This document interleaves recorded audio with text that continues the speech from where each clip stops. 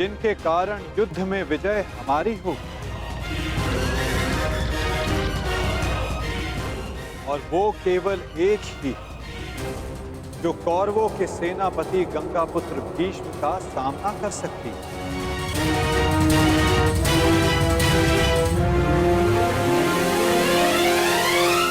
शिखंड।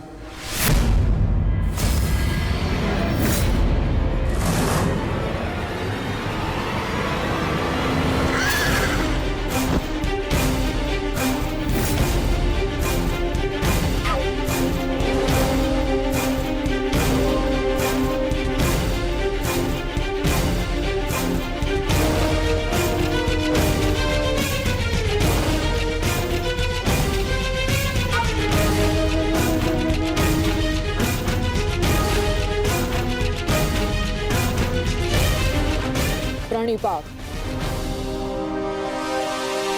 ये युद्ध केवल आपका नहीं, मेरा भी है। हर उसका है जिसको कौरवों के अन्याय से कष्ट हुआ है। और मैं वचन देती हूं, कौरवों को परास्त करने के लिए मैं पूरा प्रयास करूंगी। हर हर महादेव! हर हर महादेव! हर हर महादेव! हर हर महादेव! हर हर महादेव!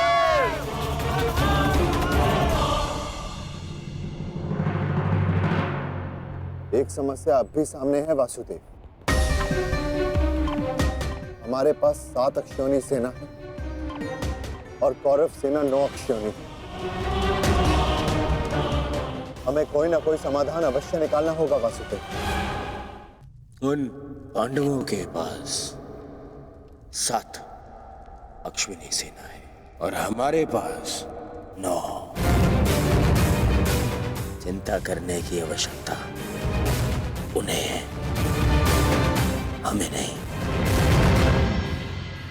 यदि तुम यूं ही बैठे बैठे आनंद मनाते रहोगे ना दुर्योधन, तो शीघ्र ही ये समीकरण बदल जाएगा।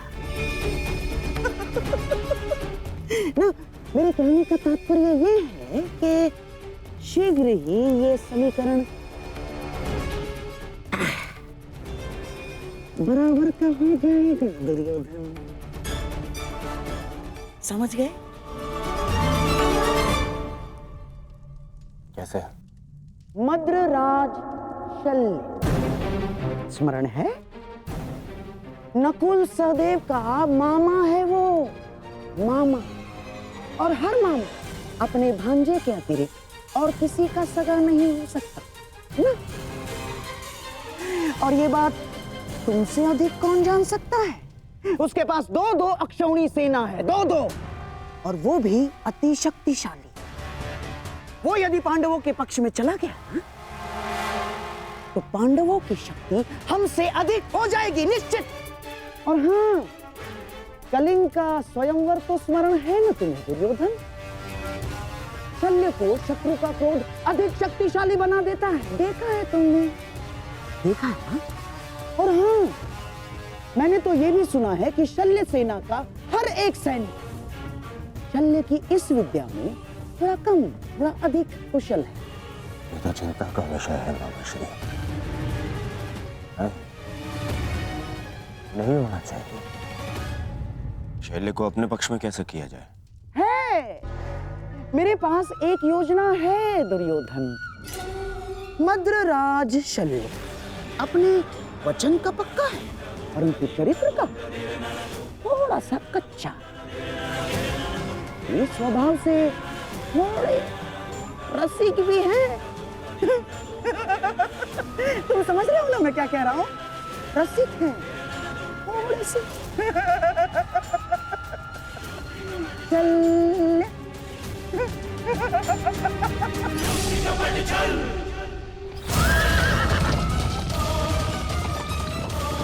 शीघ्रता करो सारथी, पांडु के शिविर तक पहुंचने में और कितना समय लगेगा? हम शीघ्र ही वहां होंगे महाराज।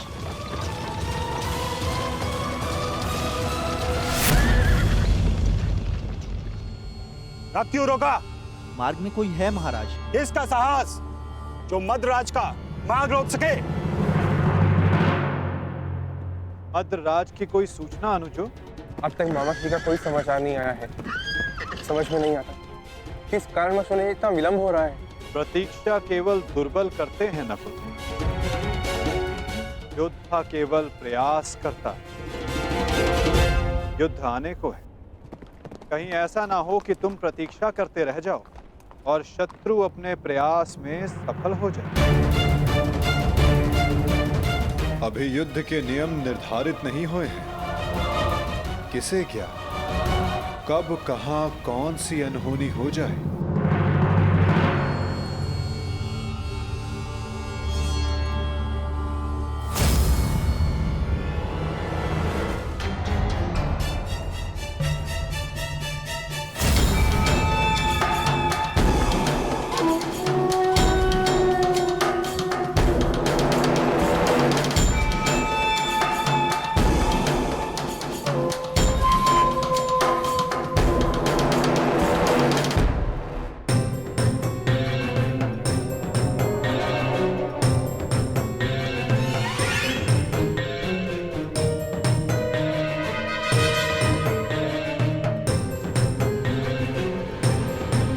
प्रणिपात्र मद्रराज।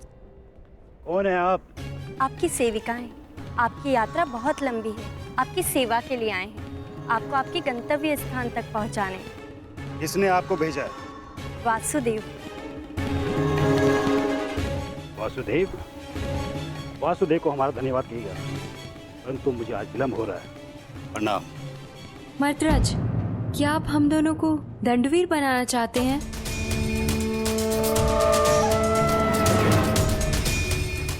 और वैसे भी युद्ध प्रारंभ होने में अभी कुछ दिन शेष हैं।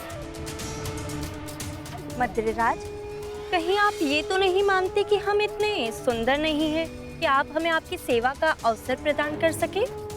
मद्रराज, युद्ध में जाने से पहले आपकी थकान का शांत होना बहुत आवश्यक है। तो क्या आप हमें ये अवसर प्रदान नहीं करेंगे?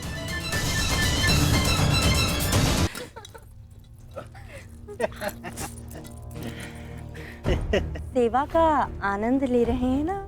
अवश्य। मुझे आशा नहीं थी कि वासुदेव भी इतने रसिक स्वभाव के हैं। महाराज, आपका ये पात्र मदिरा से रिक्त क्यों है?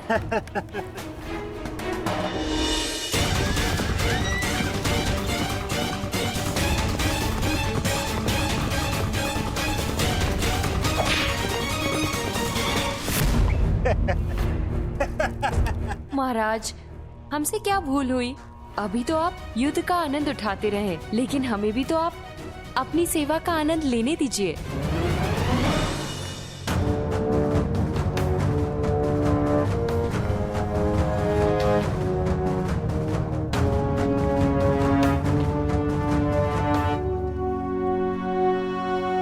प्रणिपात मद्रराज।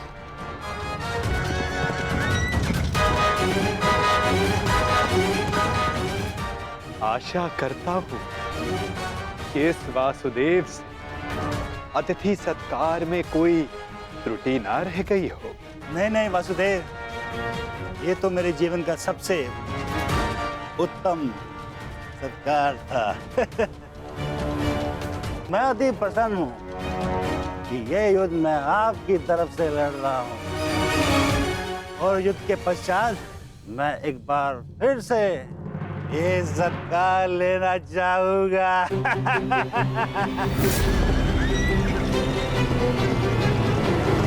अवश्य, ऐसा सत्कार मैं आपका एक बार क्या कई बार करवाऊंगा, परंतु मैं आपसे आश्वासन नहीं मांग रहा हूं। मैं आपसे वचन चाहता हूं कि इस युद्ध में आप पूर्ण बल से और पूर्ण मनोयोग से हमारी सहायता करेंगे। करेंगे ना आप मद्रराज? आपको मेरे आश्वासन पे संदेह है? तो ठीक है, मैं आपको वचन देता हूँ कि जिसने मेरा ऐसा उत्तम सत्कार किया है, मैं युद्ध के अंत तक उसके पक्ष से लड़ूंगा। मैं आपको वचन देता हूँ कि प्राण जाने तक मैं शल्य अपने अतिथि की ओर से अपने शत्रुओं का नाश करूंगा।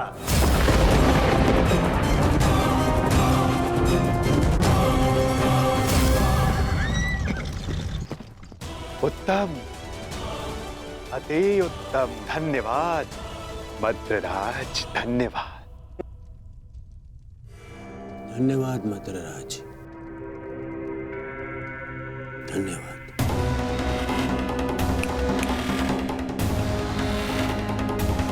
मैं दुर्योधन कौरवों की सेना में आपका स्वागत करता हूँ। तुमने सत्कार किया था मेरा, ये भ्रम में रख के मुझसे वचन लिया। छल किया है तुमने मेरे साथ, छल किया है वासुदेव ने पांडवों के साथ, छल। ये वो छलिया वासुदेव नहीं, ये है मेरा मित्र पौंड्रिक वासुदेव।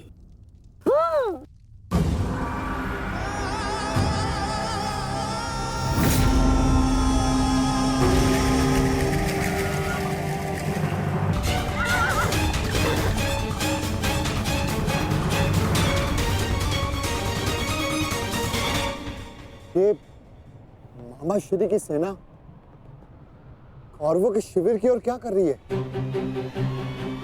ज्येष्ठ, ये सोचने का नहीं, बढ़ने का समय है। मैं तुम सबको। महाराज शल्य, शांत हो जाइए, शांत। आपने तो वचन दिया है, तो अब आपको कौरवों की ओर से ही लड़ना होगा और युद्ध के नियमानुसार अपने ही पक्ष के योद्धा पर प्रहार नहीं करते मद्रराज, हैं? तो आइए, कौरव दल में आपका मैं शकुनी महारथी शल्य का स्वागत करता हूँ। तुम सब ने छल किया है, छल। देख लूंगा तुम्हें सबको। मामा श्री, ये सब क्या हुआ?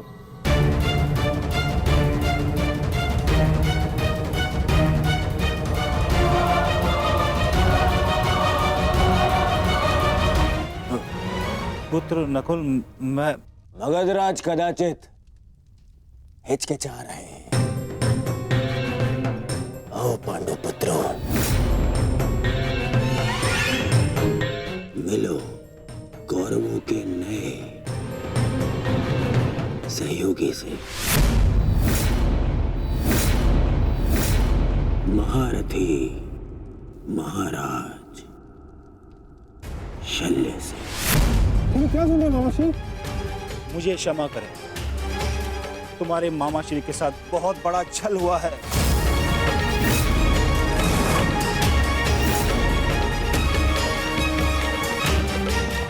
मुझे भ्रम में रखकर वचन लिया गया है मुझसे। भ्रम से ही सही, परंतु आप वचन के भार से बद्ध हैं मद्रराज। दुर्योधन, तुमने हमारे साथ छल किया है।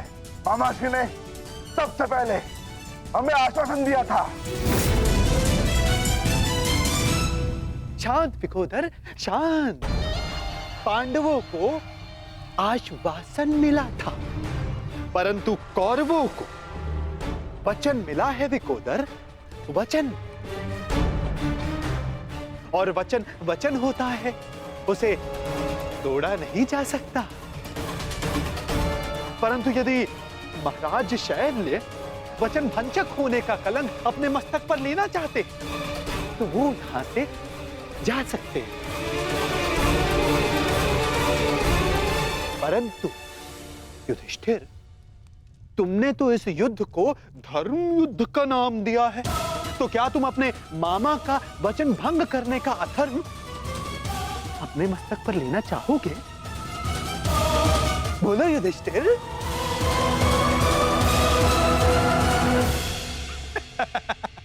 ये सब तुमने किया है पाखंडी। सावधान, सावधान सुन।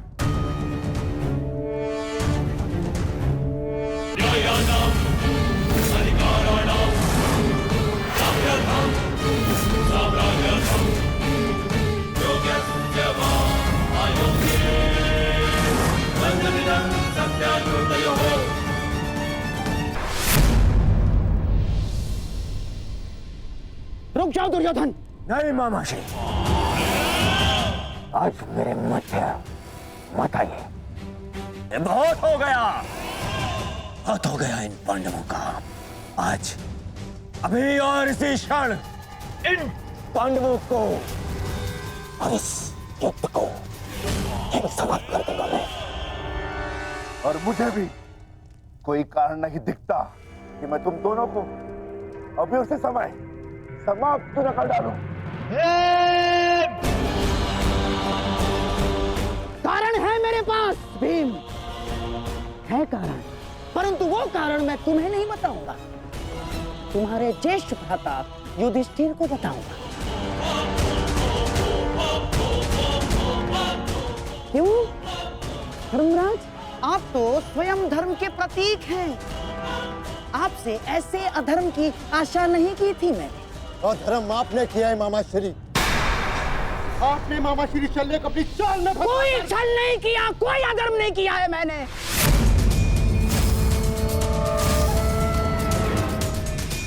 कदाचित आप भूल रहे हैं धर्मराज कि अभी तक युद्ध के कोई नियम निर्धारित नहीं हुए, तो हम पर कोई बंधन नहीं है। हम अपना पक्ष बढ़ाने को पूर्ण स्वतंत्र हैं, और हमने जो कुछ भी किया ना धर्मराज, वो हमारा अधिकार था। और क्या किया हमने? हैं? हमने केवल और केवल एक अतिथि का सत्कार किया, बस। मातृदेव भव, पितृदेव भव, आचार्य देव भव, अतिथि देव भव। पढ़ा होगा आपने, हैं? अपने धर्म में। तो बताइए, एक अतिथि का सत्कार करना क्या दंडनीय है? और कोई छल नहीं किया इस पौंड्रक वासुदेव ने। अतिथि ने पौंड्रक वासुदेव को अपना परिचय पूछा, तो उन्होंने बता दिया। उसमें क्या भूल की?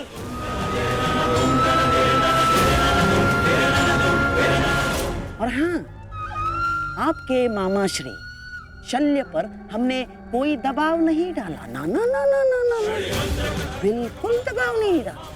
अपितु हमारे आतिथ्य से प्रसन्न होकर हमारे साथ रहने का उन्होंने हमें वचन दिया स्वयं।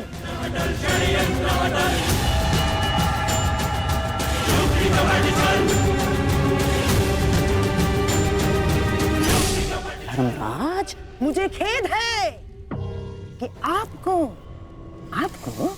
मुझे धर्म समझाना पड़ रहा है। आपको क्या आपने धर्म शब्द का उच्चारण किया गांधार राज?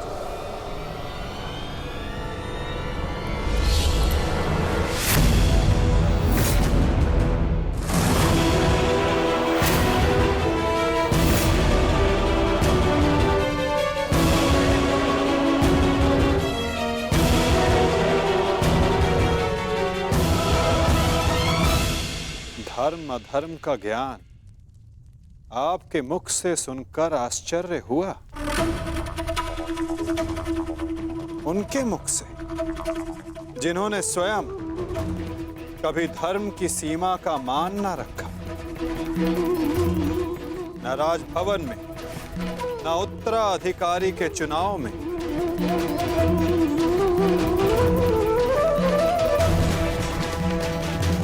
न द्यूत क्रीड़ा में, न दूत के सत्कार में। और आप धर्म की बात करते हैं गांधार राज। इनसे और क्या अपेक्षा की जा सकती है माधव? आज तक अधर्म और छल के अतिरिक्त इन्होंने हमें दिया ही क्या है?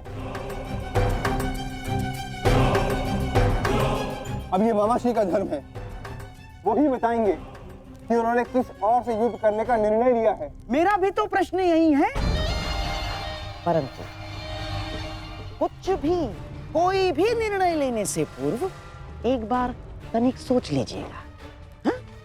इस बात का स्मरण रखिएगा कि एक राजा का अपने नियम को तोड़ना अशोभनीय, निंदनीय होता है।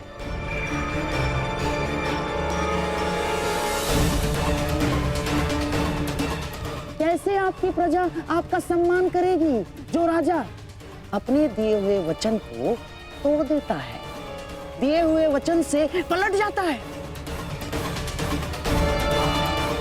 क्या क्या मुख लेके जाएंगे आपके प्रजा के समक्ष आप? तो युद्ध में आप किसका साथ देंगे? अपने भांजों का या अपने वचन का सम्मान करेंगे, मान करेंगे?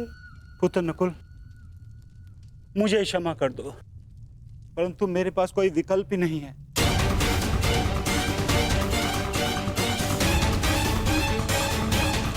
मुझे अपने वचन के मान के लिए इन कौरवों का पक्ष चुनना ही होगा।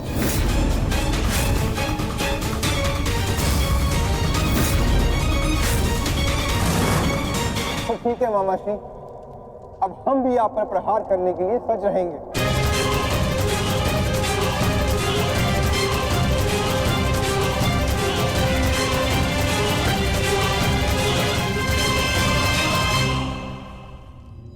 आपको इस निर्णय का गंभीर परिणाम भुगतना होगा। ये मेरी प्रतिज्ञा है।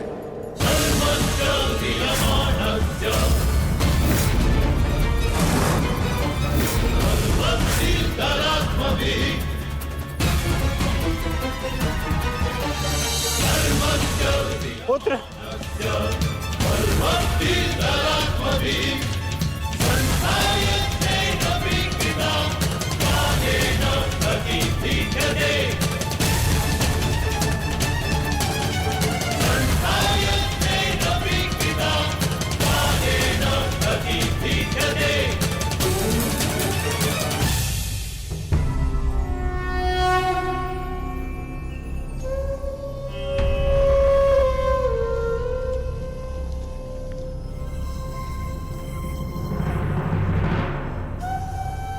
चलिए,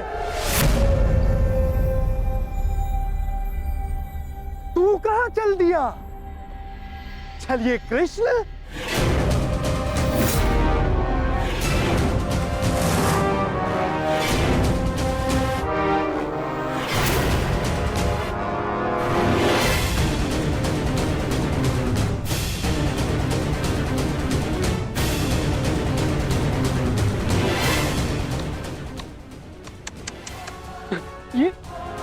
ये क्या देख रहा हूं?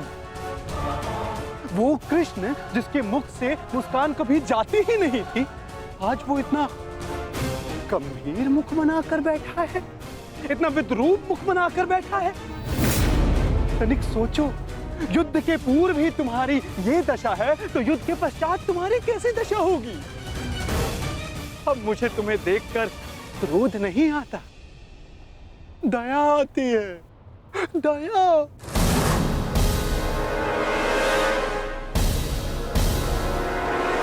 तुम्हारी सेना तुम्हारी नहीं रही, तुम्हारा पुत्र, उसने भी तुम्हारा साथ नहीं दिया।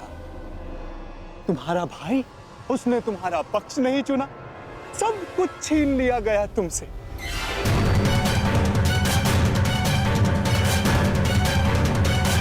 अरे हाँ, मुझे तो अभी स्मरण हुआ, तुम तो बड़ा मायावी बनते हो ना, तो क्यों नहीं रोक लेते ये सब?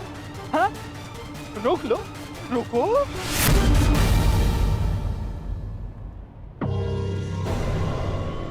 अरे हाँ, विचार करने वाली बात तो ये, जब मैंने तुमसे तुम्हारा सब कुछ छीन लिया, तो तुम उस सुदर्शन चक्र का क्या करोगे?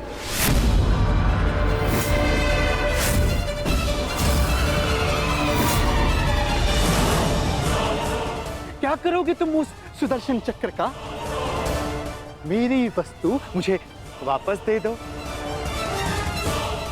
मुझे मेरा सुदर्शन चक्र वापस दे दे पाखंडी कृष्ण। बस पाखंडी, मत भूल तू किसके समक्ष खड़ा है। शांत, शांत बालक, शांत। ये मत भूलो, जब दो महापुरुष अति मानव वार्ता कर रहे हो तो एक साधारण बाण चलाने वाले को मौन रहना चाहिए।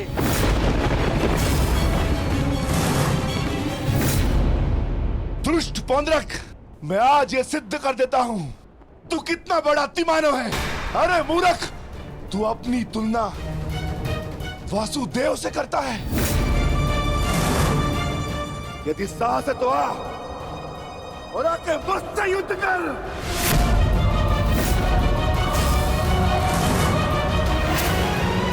मूर्ख तो तुम पांडु पुत्र हो।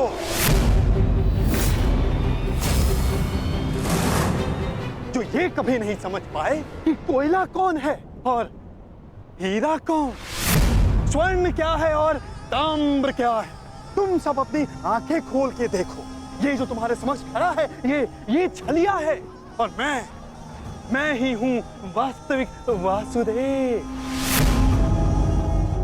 पौंद्रक वासुदेव, महाशक्तिमान, महाबलशाली। इस सृष्टि का वास्तविक रचयिता मैं ही हूं।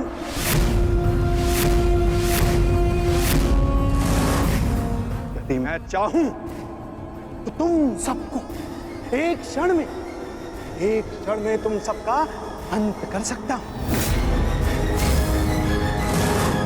इसलिए मुझे मेरा अस्त्र उठाने के लिए पौंद्रक,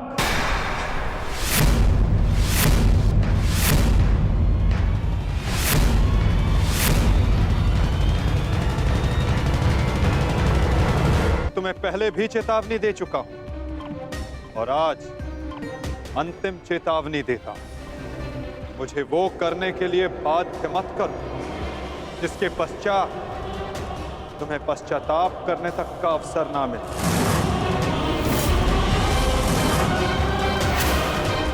जाओ यहां से पौंद्रक।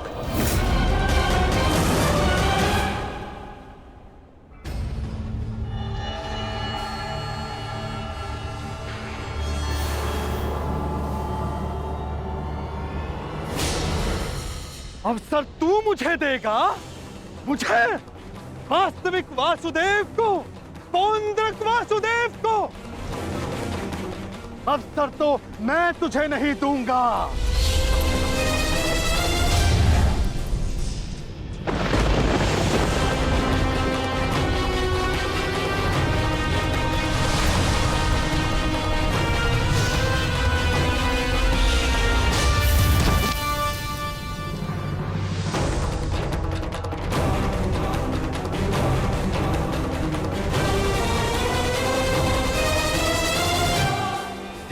दृष्टि से बाण शक्ति से जीते ये सारा रण, शांत चित धरे आत्मबल भरे जीते हर बाधा कर, छूट ना पाए लक्ष्य हो जाए सा छुपा होकर, वेग है सूर्य तेज है कवच चढ़ा इसके। दोबारा ऐसा दुस्साहस मत करना, अन्यथा कुछ करने के योग्य नहीं रह जाओगे पौंद्रक। मेरे पक्ष में होकर मुझे पर प्रहार करता है मूर्ख दुर्योधन। ये तुम्हारा मित्र है या शत्रु? तुम्हें पूर्ण विश्वास तो है ना कि ये हमारे ही पक्ष में है? इस सूत पुत्र मित्र को समझा दो कि मेरे और उस पाखंडी कृष्ण के मध्य आना बंद करे, अन्यथा तुम्हारे मित्र को दुष्परिणाम भुगतना होगा। मित्रगण, पौंद्रक उचित कह रहा, तुम हमारे पक्ष में हो। पौंद्रक को वासुदेव पर प्रहार करने से क्यों रोका?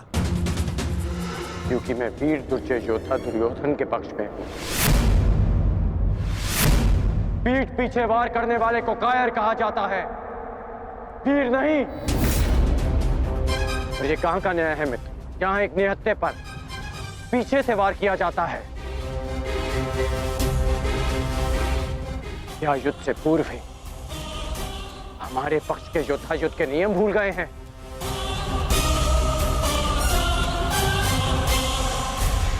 तुमने ऐसा सोचा भी कैसे? तुम इस भांति वासुदेव को वश में कर लोगे। सत्य को पहचानो मित्र, अपने नेत्र खोलो। नेत्र तो तुम्हारे बंद है मित्र। ये छलिया कोई अवतार नहीं, केवल मायावी। शांति सभा में जो कुछ भी घटित हुआ केवल इस छलिए की माया थी। माया थी वो।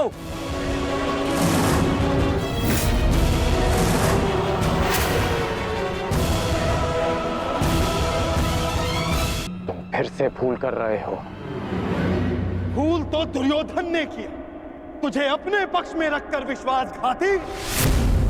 सत्य का ज्ञान तो तुझे नहीं है, तू अपने नेत्र खोल के देख। दुर्योधन ये विश्वासघाती इन पांडवों के साथ और इस छलिए कृष्ण के साथ जाकर मिल चुका है। इस छलिए कृष्ण की वाणी बोल रहा है, उसके वश में है ये। अपने कर्मों को वश में ना रख पाए, परंतु अपने शब्दों को विराम लगाओ पौंद्रक। विश्वासघाती और छलिए तो तुम हो, जो स्वयं को किसी और के रूप में ढालना चाहता है। तुम एक अस्तित्वहीन घृणित जीव हो, जिसके पास ना कोई सम्मान है और न स्वयं की पहचान। तो अब एक सूत पुत्र मुझे मेरी पहचान और बाण का ज्ञान देगा। पहचान तो मैं तुझे गया। तूने पांडवों और इस कृष्ण के साथ मिलकर दोनों तरफ संधि की है। मित्र दुर्योधन, ये विश्वासघाती युद्ध में तुम्हें अवश्य हानि पहुंचाएगा। नहीं। शांत हो जाओ अंगराज, शांत हो जाओ।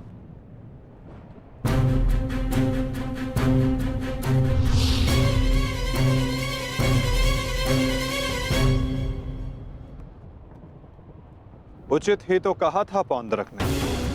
आज मेरा हर अपना, मेरा हर संबंधी मेरे विपक्ष में खड़ा है,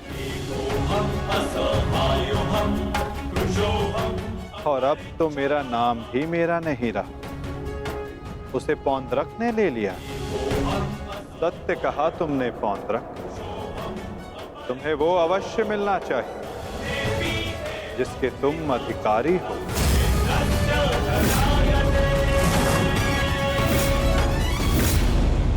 अद्भुत कृष्ण, अद्भुत। आज प्रथम बार तेरे मुख से सत्य निकला है छलिए। तो अब मुझे वो सुदर्शन चक्र दे दे जिसका वास्तविक अधिकारी मैं हूं।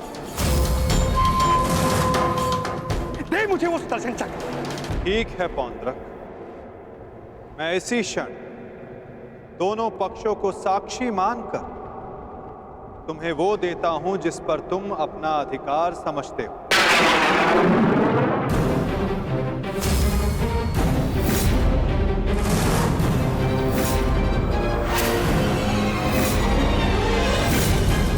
जो निश्चित रूप से तुम्हें वासुदेव में परिवर्तित कर देगा।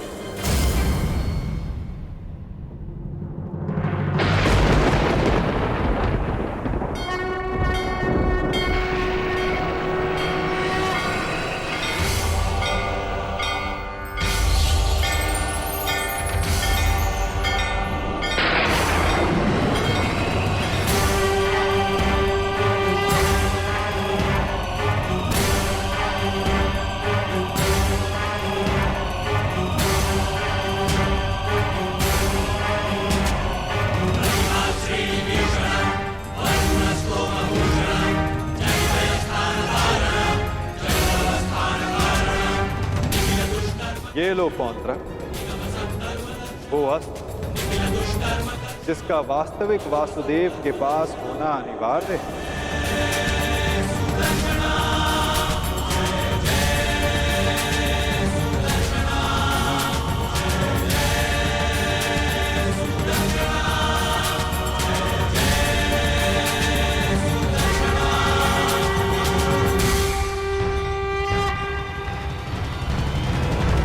पौंद्रक, मैं इसी क्षण दोनों पक्षों को साक्षी मानकर तुम्हें वो देता हूं जिस पर तुम अपना अधिकार समझते हो, जो निश्चित रूप से तुम्हें वासुदेव में परिवर्तित कर देगा।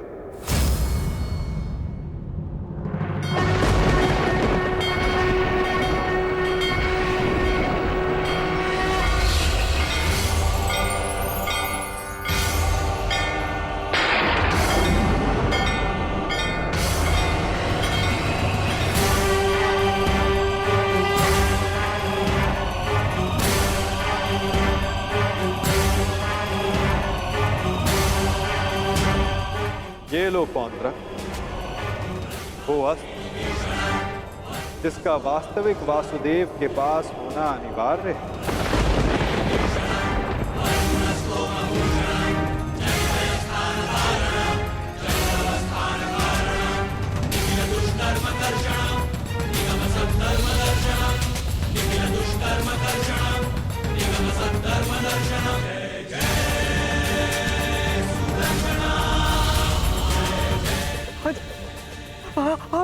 आओ, शीघ्र आओ।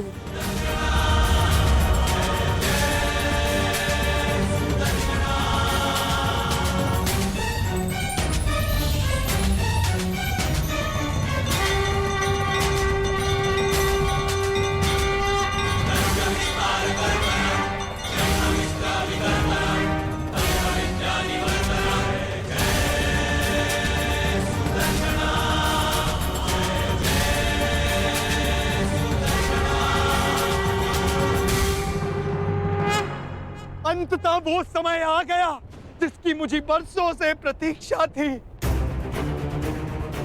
मुझे मेरा सुदर्शन चक्र मिल गया मुझे मेरा सुदर्शन चक्र। अब मुझे परास्त कोई नहीं कर सकता, क्योंकि मैं अब सर्वशक्तिशाली हूं। मैं वासुदेवा।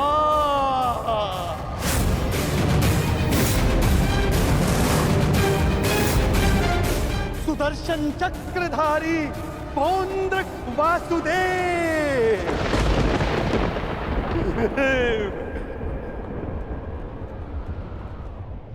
अब समझा मूर्ख सूत पुत्र कि वास्तविक वासुदेव कौन है?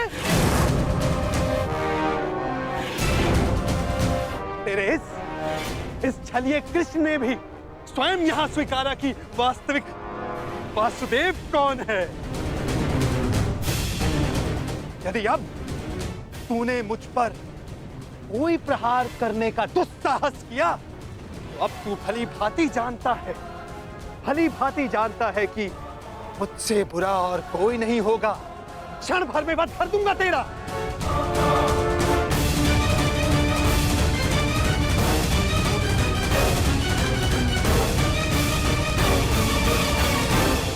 और तुम पांडु पुत्रों, अब तुम देख रहे हो ना कि सुदर्शन चक्र अब किसके हाथों में है? मेरे वास्तविक वासुदेव के हाथों में है ये सुदर्शन चक्र। अब तुम सब मेरी पूजा करो, क्योंकि मैं ही वास्तविक वासुदेव हूं।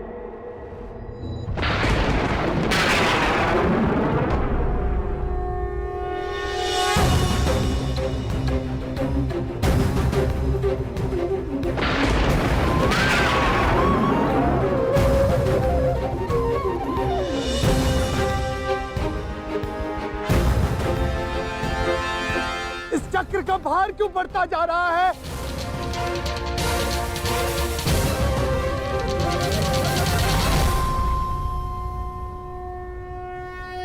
दुर्योधन, ये चक्र भारी होता जा रहा है।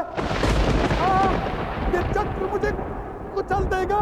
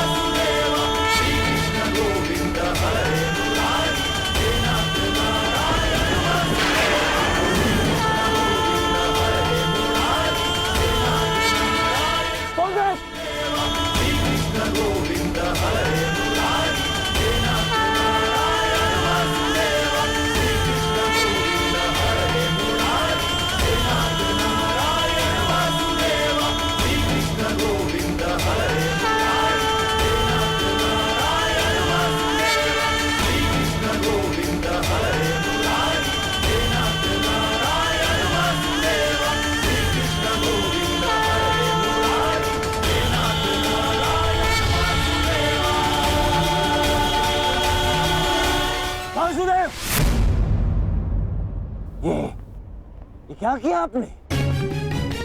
रद्द कर दिया, छल किया, फिर से छल किया आपने।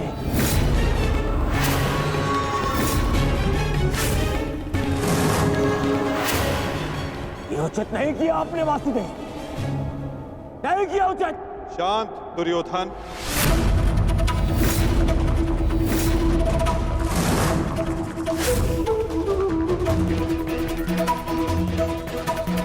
इतना क्रोधित क्यों हो रहे हो गांधारी नंदन? मैंने तो तुम्हारे मित्र को वो दिया जो वो मुझसे मांग रहा था। अब वो उसका भार नहीं सह पाया, ये मेरा दोष नहीं। औंद्रक ने अपनी मृत्यु का आवाहन स्वयं किया था दुर्योधन, और इसके लिए तुम्हें आक्रोश में आने की कोई आवश्यकता नहीं। क्रोध नहीं आएगा, क्रोध आना आवश्यक है। तुम्हें देखकर, इन पांडवों को देखकर, तुम्हारा छल देखकर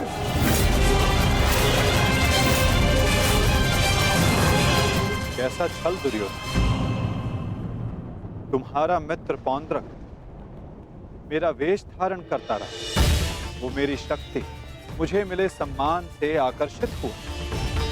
वो मेरे जैसा बनना चाहता था, परंतु वो ये नहीं समझ पाया कि शक्ति और सम्मान किसी का वेश धारण करने से, किसी का रूप धारण करने से नहीं मिलती। शक्ति और सम्मान मिलता है परिश्रम से, कर्मों से। यदि लौह को सुनहरे रंग से पोत दिया जाए तो उससे आभूषण नहीं बनते दुर्योधन। स्वर्ण बनने के लिए कड़ी अग्नि परीक्षा देनी होती है, कसौटी पर खरा उतरना पड़ता है दुर्योधन। और तुम्हारा मित्र सुदर्शन चक्र की कसौटी पर खरा नहीं उतर पाया, और अंततः उसने अपना नाश कर लिया। तुम्हारी हानि पर मुझे खेद है दुर्योधन, परंतु पौंद्रक के अंत पर नहीं, क्योंकि उसके कर्मों का फल ही यही है।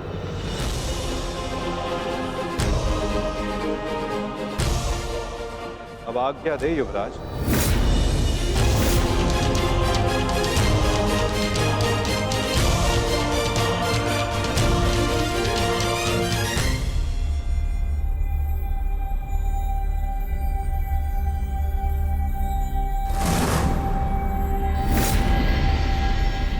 कल युद्ध के नियम निर्धारित किए जाएंगे गांधार राज। जब युद्ध क्रीड़ा में नियम निर्धारित किए जा रहे थे तब वहां मैं उपस्थित नहीं था, परंतु इस बार उत्सुक हूं ये जानने के लिए कि इस युद्ध में अपनी विजय के लिए आप क्या नियम बनाएंगे गांधार राज।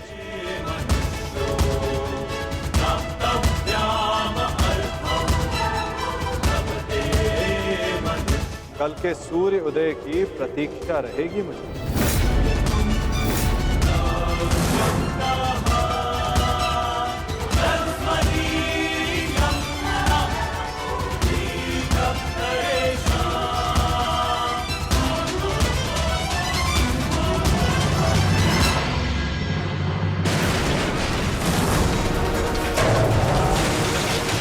क्या हो गया? ये क्या कर रहे हो तुम? हाँ, देखो देखो दुर्योधन, देखो। नहीं दुर्योधन। मैं उस वासुदेव को नहीं छोड़ूंगा।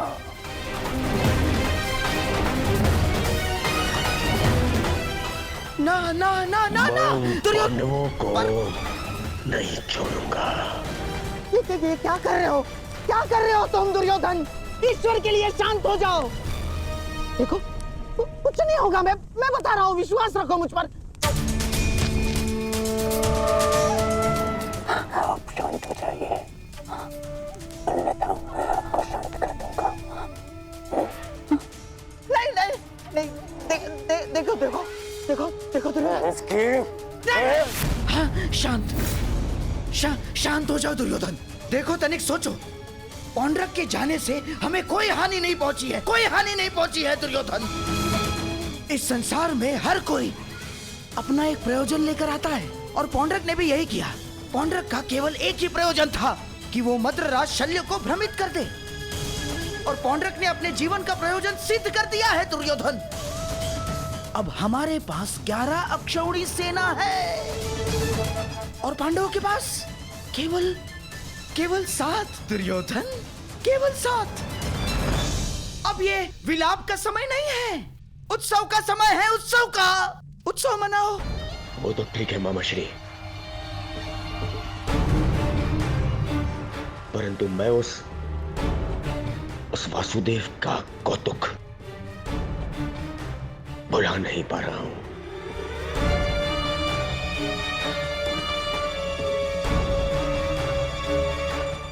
हाँ हाँ, देखो सब ठीक हो जाएगा दुर्योधन। हाँ? तुम बैठो बैठो बैठो।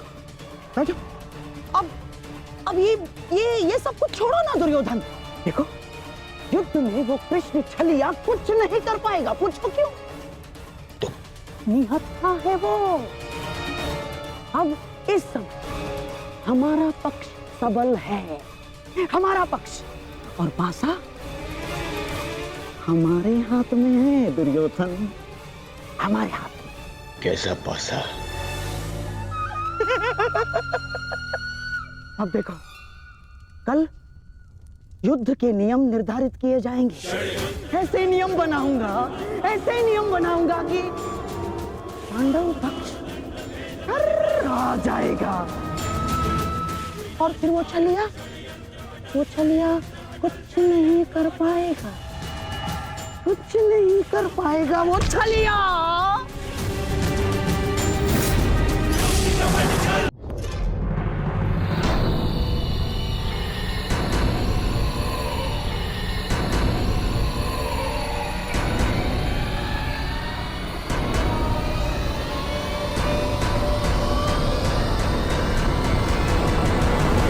तो सभा में उपस्थित सभी महायोद्धाओं को शकुनी का प्रणिपात स्वीकार हो। जैसे कि हम सब जानते हैं कि हम सभी एक महायुद्ध में भाग लेने जा रहे हैं, परंतु बड़े खेद के साथ एक बात सूचित करना चाहूंगा इस सभा में। जैसे कि हम पर अर्थात कौरवों पर हमेशा से सदा से लांछन लगते आ रहे हैं, आरोप लगते आ रहे हैं कि हम छल करते हैं, हम कुचक्र करते हैं, हम षड्यंत्र रचते हैं, है ना वासुदेव? चाहे वो युद्ध हो या युद्ध। इसीलिए आपके मन से वो भ्रम निकालने के लिए इस खुली सभा का आवाहन किया गया है। तो वासुदेव, क्या आपकी अनुमति है? एक चतुर गुरु जब गुरुकुल से कुछ समय के लिए बाहर जाए तो वो आश्रम के सबसे योग्य शिष्य को उसका उत्तरदायित्व कभी नहीं देता। वो आश्रम के सबसे नटखट शिष्य को ही इसका उत्तरदायित्व सौंपता है। क्योंकि जब बिलाव को माखन की रखवाली के लिए स्वयं बिठा दिया जाए तो किसका साहस कि वो माखन चुरा सके। अर्थात आपको भी अनुमति अवश्य है गांधार राज।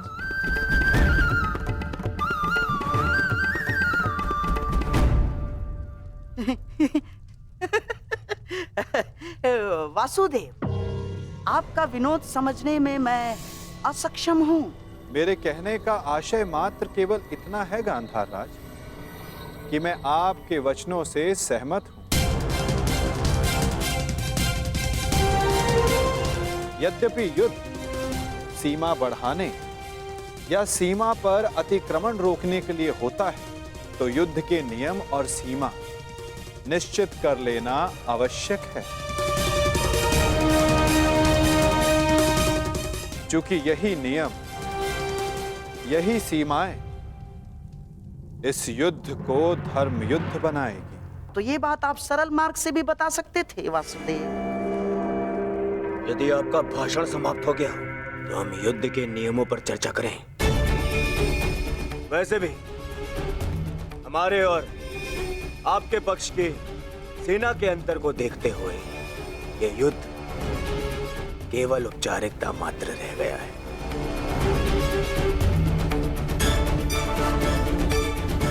नियम बने या ना बने, हमारी विजय निश्चित है।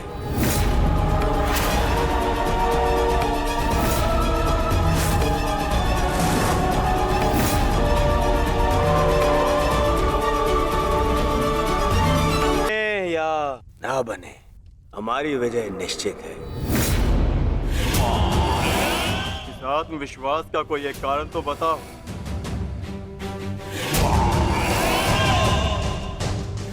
था दुर्योधन, एक नहीं, दो नहीं, तीन कारण बताता हूं, जो समझ आए चुन लेना।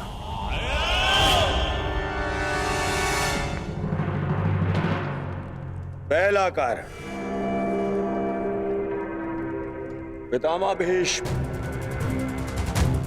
जिन्हें इच्छा मृत्यु का वरदान है।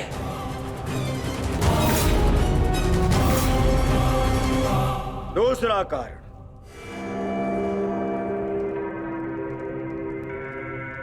आचार्य द्रोण जिन्होंने तुम पांडवों को शस्त्र संधान की शिक्षा दी।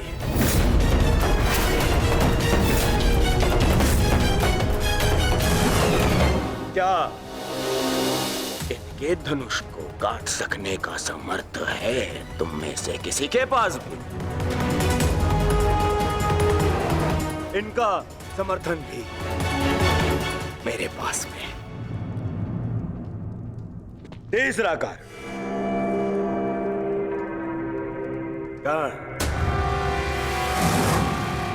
ब्रह्मास्त्र, ब्रह्मांडास्त्र और ब्रह्मशिरास्त्र जैसे अस्त्रों से सज्जित है मेरा मित्र कर्ण, जिसका बाण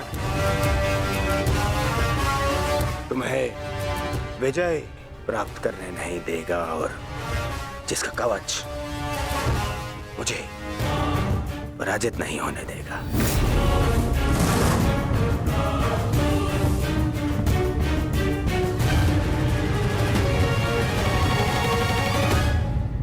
इसके अतिरिक्त मोहम्मद शकुनी, जिनकी कूटनीति का तोड़ तुम में से किसी के पास नहीं है। हाँ मोहम्मद श्री,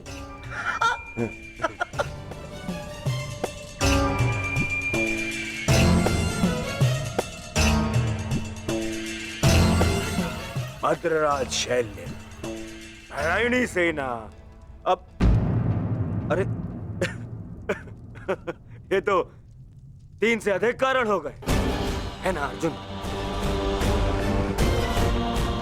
जिसके पास इतने सारे कारण हो उसे कौन पराजित कर सकता है?